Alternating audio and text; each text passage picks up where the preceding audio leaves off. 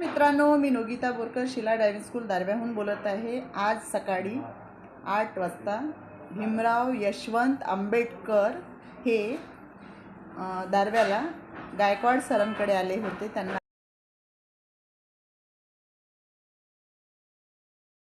भेटायला, त्यांची तब्येत विचारायला, पाहायला। तर आम्ही सगळे बौद्ध बांधव त्यांना भेटायला गेलो।